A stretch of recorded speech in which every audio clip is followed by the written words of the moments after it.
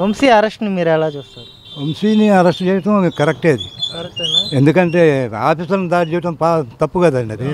ఇప్పుడు అది దేవుడితో సమానం ఆఫీసర్ అంటే. మరి దాన్ని అలాంటి ఆఫీసర్ని ఘోరంగా చేసినారంటే మరి చాలా తప్పు అది. దానివల్ల తప్పు లేదు, అరెస్ట్ చేయడం తప్పు కాదు. వ్యవస్థకు వ్యతిరేకంగా వ్యవహరించారు కాబట్టి తప్పు అది.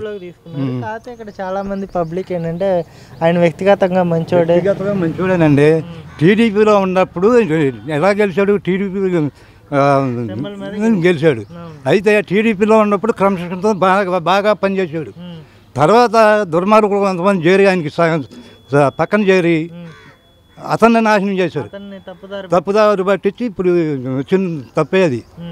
అంతేగాని అతను పర్సనల్గా మంచోడే, పక్కన దోతలు చేరి నాశనం చేశారు ఆయన. అది ఉండే వాస్తవం అది. అంటే ప్రస్తుతం యార్లగడ్డ వెంకట్రావు గారు పనితీరు ఎలా ఉంది? ఉన్న గ్రామాల్లోకి ఇప్పుడు దాకా రాలేదు, గెలిచిన తర్వాత అనేది కూడా ప్రజల్లో కొంత అసంతృప్తి ఉంది కదా, దీని మీద మీ అభిప్రాయం? ఇప్పుడు వరకు అయితే ఆయన రాలేదు, కనీసం ఎలా ఉన్నారు ఏంటని కూడా పరామర్శించాలి. మరి దానివల్ల మనం ఇంకేం చెప్తామండి? మామూలుగా టీడీపీ తరఫున మంచి క్యాండిడేట్ అతను కాదని అనం. అయితే అతను రావాలి కదా, వచ్చి ఏదో సమస్యలు తెలుసుకుంటే వెళ్తే బాగుంటుంది. సమస్యలు ఉన్నాయండి. ఇప్పుడు మా గ్రామ పంచాయతీ ఇప్పుడు కాలువకి ఒక బ్రిడ్జి కట్టాలి. ఆయన వంశీ గారు ఉన్నప్పుడు ఆలోచించాడు కానీ అవ్వాలి అప్పుడు. మరి అలాంటి సమస్యలు ఉన్నాయి, అవి చూసుకోలేదు. బలకట్టు లేదు గ్రామానికి, బలకట్టు కావాలి. ఇలాంటి సమస్యలు ఎన్నో ఉన్నాయి. గ్రామానికి డ్రైనేజీలు అదే ఏదో ఒకటి డ్రైనేజ్ ఉంటే ఈ పారుదల వెళ్ళిపోతూ ఉంటుంది. డ్రైనేజీలు మరి అస్తవ్యస్తం. మరి అలాంటప్పుడు ఎట్లా తెలుస్తుందండి ఆయనకి?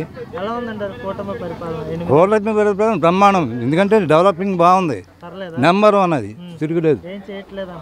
అది తప్పండి. అది చూసి కళ్ళతో చూసి కూడా అనటం తప్పు. అది రోడ్లు బ్రహ్మాండంగా తయారైపోతుంది. ఇంకేంటండి తప్పది. అది కాదని రోడ్లు ఒకటి ప్లస్ పాయింట్ చేశారు. రోడ్లు ఒకటి ప్లస్ మన వృద్ధులకి పెన్షన్ పెంచారు. ఇంకోటి మన ఈ మెడిసిన్స్, హాస్పిటల్ మెడిసిన్స్ అవి కూడా బాగానే అందుబాటులో వచ్చినాయి. మళ్ళీ అట్లాగే ఇప్పుడు వీళ్ళు హాస్పిటల్లో జాయిన్ అయిన వాళ్ళకి అమౌంట్ కూడా ఇస్తున్నారు. అది మరి ఇంకంతగానే ఏం కావాలండి? కొత్తలో మాత్రం ఇవ్వరా, తర్వాత ప్రొసీజర్ నడుస్తూనే ఉంది, డబ్బులు వేస్తున్నారు.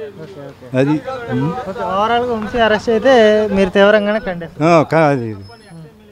కన్నీటి కాదు, సమానమే. అంతే అభిప్రాయం. ఓకే సార్, వంశీ అరెస్ట్ని మీరు ఎలా చూస్తారు? వంశీ అరెస్ట్ అంటే ప్రభుత్వం ఇలాంటివి పట్టించుకోకూడదు. ఫస్ట్ ఆఫ్ ఆల్ అభివృద్ధి పైన దృష్టి పెట్టాలి. చంద్రబాబు గారు ఏమంటున్నారు? జగన్ అప్పులు చేసి రాష్ట్రాన్ని అప్పుల్లో ముంచేసాడని చెప్తున్నాడు. కాబట్టి ఇప్పుడు చంద్రబాబు నాయుడు గారు ప్రజల యొక్క దృష్టిలో పెట్టుకుని ఇలాంటి కక్షపూరితమైన చర్యలు తీసుకోకోకుండా రాష్ట్ర అభివృద్ధి తోడ్పడితే రానున్న కాలంలో మళ్ళీ ప్రభుత్వానికి అధికారం కట్టే అవకాశం ఉంటుంది. ఆయన అందరూ అంటారు జగన్ తప్పులు చేశాడు, ఒప్పులు చేశాడు అని అంటున్నారు కదా, అవన్నీ దృష్టిలో పెట్టుకోవద్దు. మీరు అభివృద్ధి చేయడానికి వచ్చారు కాబట్టి అభివృద్ధి చేయండి. ఇప్పుడు మీరు అరెస్ట్ చేపిస్తున్నారు, నెక్స్ట్ గవర్నమెంట్ మారితే మీ పరిస్థితి ఏంటి? Yes sir.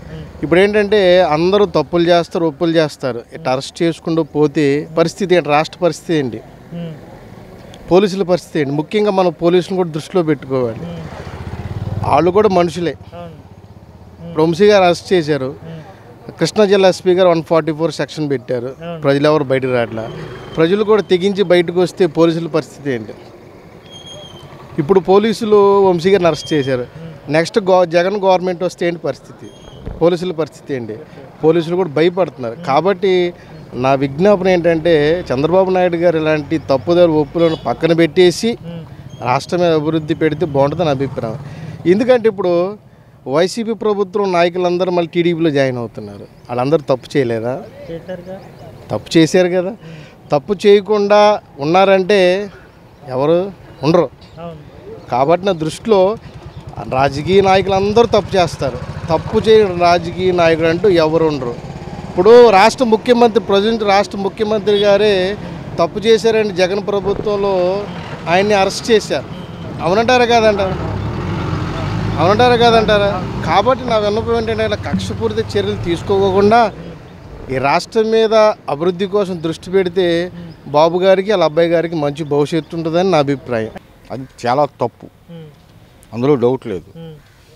కోవిడ్లో కానీ ఇంకో దానిలో కానీ ప్రతి దానిలో ఆయనే ఆదుకున్నాడు. ఎస్సీలని, ఎస్టీలని, బీసీలని ఆయన్ని అరెస్ట్ చేయడం అనేది చాలా దారుణమైనటువంటి విషయం. అంటే కుటుంబ సభ్యుల్ని చాలా నీచంగా మాట్లాడాడు ఆ రోజున అసెంబ్లీలో. దాన్ని ఎలా ఉట్టిగా ఎవరు మాట్లాడతారండి?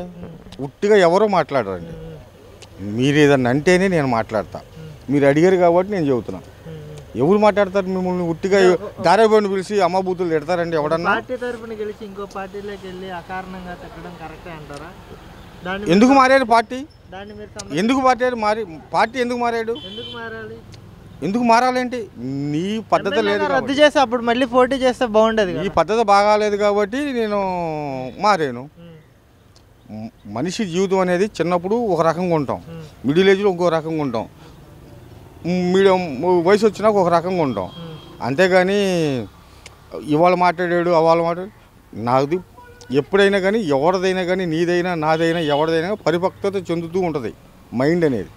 అంతేగాని ఇదేదో దారి చూపించాడు దీనిలోనే నడవంటారు అంటే దెంగదో. అక్కడ కొండలు ఉంటాయి, గుట్టలు ఉంటాయి, అవి తప్పుకుని వెళ్ళాలి. అది అక్కడ గుట్టేసాడు, నేను తప్పుకున్నా.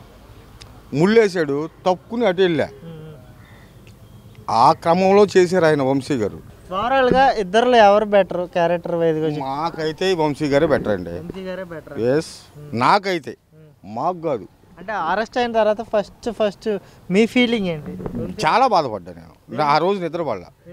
ఎందుకని అంత బాధ? మావాడండి. అంటే పార్టీలో ఒక పార్టీ అవకాశం ఇచ్చి గెలిపిస్తే అదే పార్టీ మీద విమర్శలు చేయడాన్ని మీరు సమర్థిస్తారా? నేను సమర్థించను. ఆయనకి ఏం బాధ కలిగిందో అది నాకు తెలియదు, అంత నేను డెప్త్గా వెళ్ళా. ఇప్పుడు మీకు ఏదో మీ తమ్ముడితోనో లేకపోతే మీ అన్నయ్యతోనో విభేదం వచ్చింది, మీరేం చేస్తారు? నేను వెళ్ళి మాట్లాడతా, సార్ జరిగింది ఇది విషయం చెబుతా, నిజం చెబుతా. అప్పటికి వినలేదు అనుకో, వాళ్ళు కన్విన్స్ అవ్వాలి. అప్పుడే వంశీ గారు మీరు చెప్పేది ఏంటి? అప్పుడు కన్విన్స్ అవ్వాలా? ఏం చేస్తారు? ఎల్లండి వంశీ గారు, మీ పని మీది, నా పని నాది, అంతే. విషయం నిజం చెప్తా, ఆయనకి నిజం చెబితే ఆయన యాక్సెప్ట్ చేస్తారు, అందులో డౌటే లేదు. అక్కడ కూడా లేదనుకో దెంగపడే మీ బాధ మీది, నా బాధ నాది. కూటమి పరిపాలన ఎలా ఉంది? అంటే గడిచిన 7-8 నెలలుగా ఎలా పరిపాలిస్తున్నారు? ఇందులో రియాలిటీ ఎలా ఉందంటే ఏం చెప్తారు? రియాలిటీ అంటే నేను అంత క్లియర్గా చెప్పలేను, కానీ వాస్తవానికి ఏంటంటే పక్కన పెట్టండి, ఓవరాల్గా చెప్పండి. ఓవరాల్గా అంటే 50-50 అండి. పర్లేదు. 60 అంటే 60 దేనికి, 40 దేనికి? 60 గుడ్డే వాస్తవానికి, 40 బ్యాడ్. ఎందుకనంటే కొద్దిగా మనుషులకి పని దొరుకుతుంది, జరుగుతుంది, కొద్దిగా హ్యాపీగా ఉన్నారు. అన్న నా వ్యక్తిత్వం చెప్తున్నా, మా అమ్మకి హార్ట్ ఆపరేషన్ అయితే ఇక్కడ మా ఊరే కాదు, ఎన్ని ఊళ్ళలో కూడా అన్ని ఊర్లలో ఆయన సహాయం చేసిన మనిషే. కానీ ఎప్పుడు ఆయన ఎప్పుడు తప్పుగా మామూలుగా ప్రవర్తిత్వం అనేది ఏదేమి లేదు. మా ఊర్లో చాలామంది సాయం చేశాడు. అది గుడ్, వెరీ గుడ్. ఎందుకు అరెస్ట్ చేయాల్సి వచ్చిందంటే అన్న, ఇప్పుడు నీ ఇంట్లో ప్రాబ్లమ్స్ ఎవరైనా ఫేస్ చేయగలరా నిన్ను?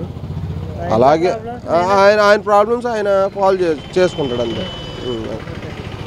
అభివృద్ధి చేశారంటారు ఆయన ఎమ్మెల్యే? ఏం చేశారంటారు? చాలా చేశాడు. సుమారుగా నీకున్న నాలెడ్జ్ ప్రకారం నువ్వేం చెప్తావు? ఈ ఊళ్ళో ప్రతి మనిషిని అడిగినా సరే వంశీ మంచోడే అని చెప్తారన్న. మా అమ్మకి హార్ట్ ఆపరేషన్ చెప్పాడు.